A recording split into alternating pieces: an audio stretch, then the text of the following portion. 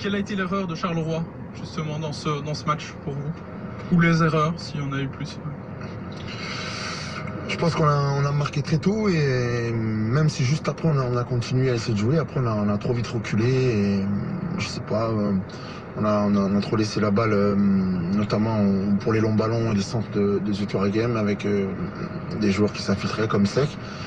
Et voilà, malgré tout, on a eu pas mal de reconversions, de situations où on aurait pu faire le 2-0. Et voilà, quand vous avez des situations que vous ne marquez pas et puis que l'adversaire veut revenir au score, vous prenez le risque de le faire égaliser.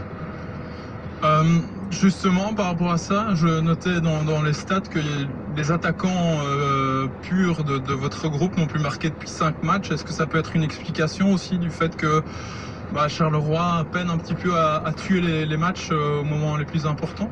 D'autres joueurs ont pris le relais, hein, évidemment, mais le fait que vos attaquants n'aient plus marqué depuis 5 matchs, est-ce que c'est un problème à ce niveau-là? Bah, écoutez, je crois que jeudi, Théo a marqué. Oui, je parlais en championnat. D'accord. On est d'accord. D'accord. Non, mais bon, de toute façon, c'est important dans une équipe que tout le monde puisse marquer, les attaquants. Je pense que Mamadou Fall, qui a marqué 2 buts à Courtrai, est un attaquant aussi. Donc voilà. Après, je ne sais pas si c'est des attaquants ou pas, mais c'est vrai que plus généralement, c'est important quand on a le 2-0 de pouvoir le faire. Et je pense qu'on est quand même si eux aussi ont eu beaucoup de situations, on va pas se le cacher, mais c'est important quand on a des situations comme les nôtres de pouvoir faire le break. J'ai entendu un moment Shamar Nicholson crier à ses équipiers: allez les gars, on gagne, pour faire prendre conscience à tout le monde qu'il fallait rester confiant et ne pas reculer. Est-ce que c'est un peu ça qui a été le problème aussi? C'est mentalement que, vu la série qui n'a pas été forcément bonne ces derniers temps, que les joueurs ont peut-être douté par rapport à ce manque d'efficacité? Je sais pas, mais la série est bonne, on restait sur un match nul et une victoire quand même, sur 2 victoires et un match nul. Donc voilà. Non mais vous savez, il y a beaucoup d'équipes, dans le football, belge et mondial d'ailleurs, qui quand ils mènent 1-0, on recule un peu, ou je sais pas, c'est inconscient. Et malheureusement, quand on recule trop, ça peut lâcher. Donc voilà. Malgré tout, ce qu'il fallait faire sur certains matchs, c'est que quand vous avez la balle de 2-0 dans ces matchs-là, ben voilà, vous déroulez. Quand vous ne marquez pas, vous prenez le risque de vous faire égaliser. C'est ce qui s'est passé ce soir. Ils se sont fait égaliser, donc Karim Bellocine. Voilà. Quelle a été l'erreur de Charleroi? On a très bien commencé. Les premières 25 minutes, c'était vraiment bien. Et ouais, ça fait vraiment mal.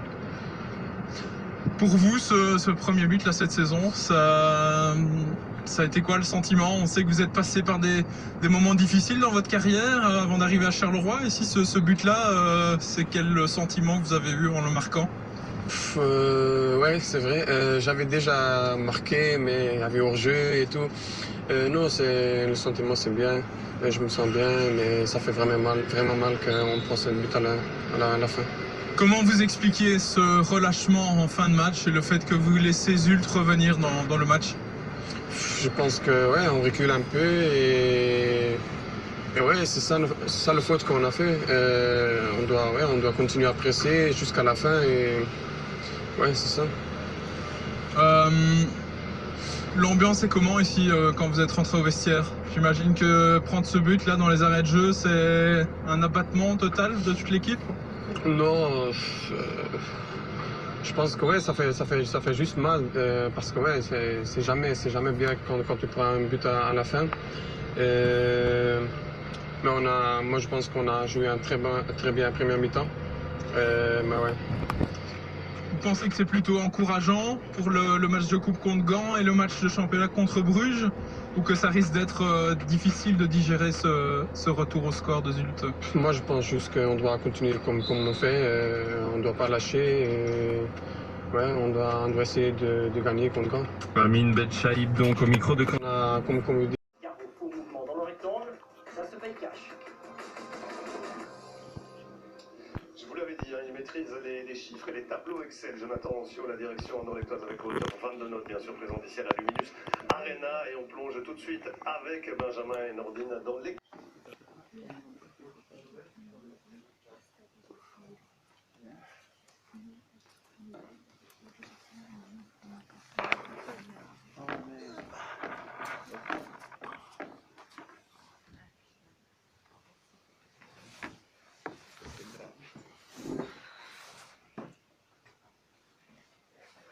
Bonsoir à toutes et à tous, bienvenue à cette conférence de presse d'après-match Sporting de Charleroi Victor Waregem.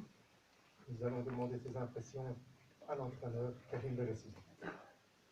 Oui, donc on est rentré dans ce match-là rapidement en marquant ce but, de bonnes intentions, on a continué. Puis après, au bout de 15-20 minutes, on a reculé et Victor Waregem a réussi avec de longs ballons, des centres, un peu danger avec la présence de Sec. Donc, on revient en même temps, mais on essaie de revenir avec de bonnes intentions. On se crée des situations, mais on ne marque pas et malheureusement on se fait. Victor Waregem a réussi des opportunités et il les a réduites. C'est un petit peu rageant, mais je pense qu'on a eu pas mal d'opportunités de pouvoir faire le 2-0 et faire le break. Et comme dans ce genre de match, quand il faut faire le break, on risque d'être rejoint. C'est ce qui s'est passé ce soir. Il est important pour le futur de pouvoir, quand on a l'avantage déjà de ne pas reculer et de faire le break si on en a l'opportunité. Merci beaucoup. Y a-t-il des questions parmi les journalistes? Je vous demanderai de prendre le micro, s'il vous plaît. Ils auraient savoir de Ben Chaïb était blessé. Est-ce qu'il y a des nouvelles de lui? Il a ressenti une petite douleur à l'ischio, janvier, donc Est-ce que le terrain était un peu difficile pour les joueurs parce qu'on voit ils sont pas vraiment donnés à fond comme d'habitude? C'est clair que les conditions de jeu, le terrain notamment, ne facilitent pas le jeu. J'espère que à Nîmes, ce sera pas trop grave et que justement les conditions de jeu, le terrain ne sera pas trop de séquelles. Et la dernière question, quand vos joueurs ils tirent vers le gardien d'adverse, on ne voit pas un autre joueur qui va vers le gardien. Si le gardien perd la balle, il peut. Est-ce qu'il a été en consigne ou...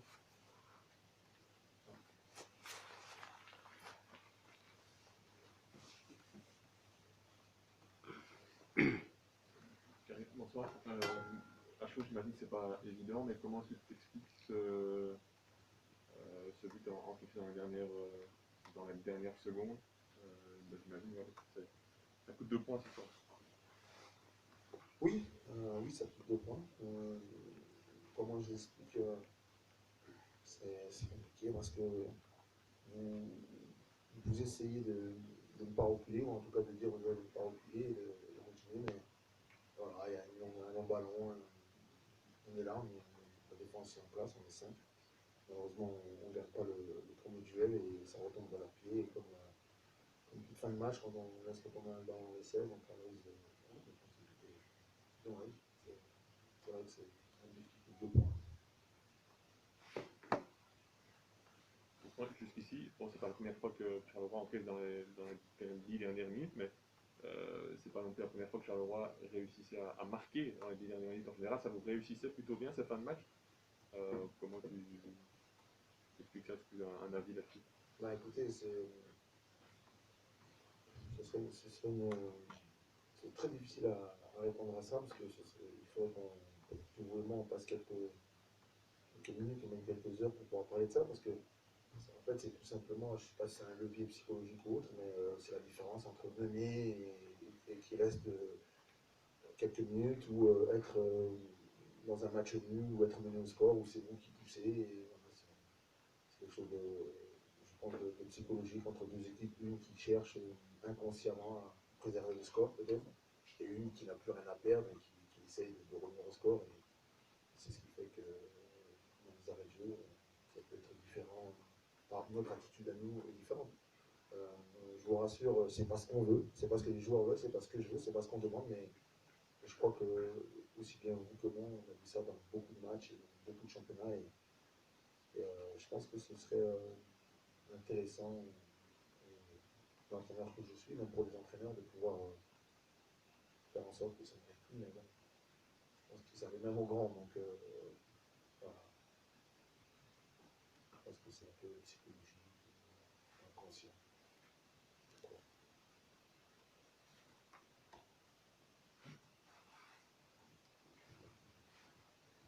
Bonsoir Karim. Moralement, tu n'as pas peur que ces 2 points aient un impact sur les joueurs? Bah, j'espère pas. Non, je pense pas. Je pense qu'on a un match, il y a un match donc, en une semaine, on en a un autre qui arrive dès jeudi. Non, il faut se dire que cette semaine, en 7 jours, donc on a gagné un match à Courtrai, on s'est qualifié en coupe, et puis là, on fait un match nul contre Zucroagen, qui était aussi dans une bonne dynamique. On aurait pu faire plus, on voulait faire plus, et malheureusement, ils ont égalisé. Vous savez, le foot est comme ça. Hein. Le match d'avant, on a marqué dans les arrêts de jeu. On est déçus. On est déçus ce soir et demain en retard. Pas d'autres questions? Je vous remercie. Bonne soirée. Dat je na 1 minuut al op achterstand komt. Maar de manier waarop we vandaag jongens, vooral op mentale wijze, die achterstand, die vroege achterstand gereageerd hebben, is wonderzwaar. Ik denk dat we al bij al vandaag misschien, ik weet het niet hoe ze nog tellen, maar misschien 6 tot 8 kansen gecreëerd hebben tegen een Charleroi die toch kandidaat is voor play-off 1. En dat we eigenlijk na het openingsdoelpunt niet meer in de wedstrijd hebben laten komen. En misschien, we zijn vandaag gelukkig enerzijds met het punt, het verdiende punt. Anderzijds gaan we toch altijd een beetje naar huis terugkeren. Misschien ook wel ontgoocheld zijn dat we geen 3 punten meer hebben. Want in al die tijd dat ik naar hier kom, is dat misschien wel een van ons beste uitmatchen ooit geweest. Goeie vraag. Dank je. Bij de openingsgoal, waar liep het mis? Want jullie waren de ploeg die mocht aftrappen en 34 seconden later... Ja, maar ik denk, ik zou dat ook nog een keer wel opnieuw zien. Maar goed, voor zover ik het heb kunnen volgen, Botaka kan een aanspeelpunt vinden voorin en dan vinden ze de lopende man die tussen onze verdediging en middenveld actie kan maken, bal aan de voet en finaal neemt die man over en wordt er gescoord. En dat is natuurlijk vervelend, omdat je denkt inderdaad, je hebt dat vertrapt, die staat goed, maar daar was er op dat moment toch wel een klein beetje te veel ruimte dat we nadien nooit meer weggegeven hebben. Ja, vooral de tweede bal hadden jullie wel de eerste 5 à 10 minuten heel veel problemen mee. Was dat omdat Sek iets hoger speelde terug? Oh, ik denk dat dit over de hele wedstrijd gezien voor mij een te verwaarlozen detail is. Als je mij begrijpt, ik praat graag over details, maar ik denk dat we na 5 of 10 minuten hebben die wedstrijd in handen genomen. Ik herhaal, ik denk, ben al zoveel geweest, ik heb nog niet veel dergelijke prestaties gezien, vooral omdat Charleroi ook een goede ploeg is en omdat ze na 1 minuut ook al 1-0 voorstaan, dan kun je altijd, dan kan het testen overkomen. Maar ik denk dat we vandaag een heel volwassen, je zag het ook aan het spel, we vonden oplossingen in de opbouw. We konden altijd een vervolg breien via het centrum van het middenveld of via de kanten, waar we heel veel acties gemaakt hebben, 1 tegen 1, die tegenstander dat zij een dubbele flank hadden. Soms liep het mis in de box of op de laatste pas, maar goed, dat zijn details. En dat maakt het natuurlijk leuk als je op een manier speelt. Jullie hebben nu 34 punten. Als je zo rekent, 1 punt per speeldag en je bent gered, kunnen jullie nu zeggen dat jullie gered zijn? Nee. Ik heb in quarantaine veel berekeningen gemaakt en ik denk niet dat je gaat gered zijn met 34 punten. Dus ik denk dat er nog een paar bij moeten, liefst zoveel mogelijk, want ik zou graag zo snel mogelijk gered zijn. En dan kunnen we het volgende seizoen voorbereiden. Ik denk dat dat ook het objectief moet zijn binnen de groep. En je hebt ook gezien vandaag, die groep ging er voluit voor. Ik denk dat dat ons objectief moet zijn. We moeten niet te veel rekenen. Maar ik heb de rekening gemaakt in quarantaine. Ik heb veel tijd gehad. Ik heb veel berekeningen gemaakt. En ik denk voor zeker te zijn. Want je weet, je moet eruit zijn een maand voor het einde. Als je nog in die competitie zit, een maand of 2 weken voor het einde, dan kan er iets gebeuren. Ik bedoel, binnenkant paal, een rode kaart en je moet zorgen dat je eruit zit. Dus nee, we moeten alle punten pakken. Volgende week is Sint-Truiden, belangrijke match opnieuw.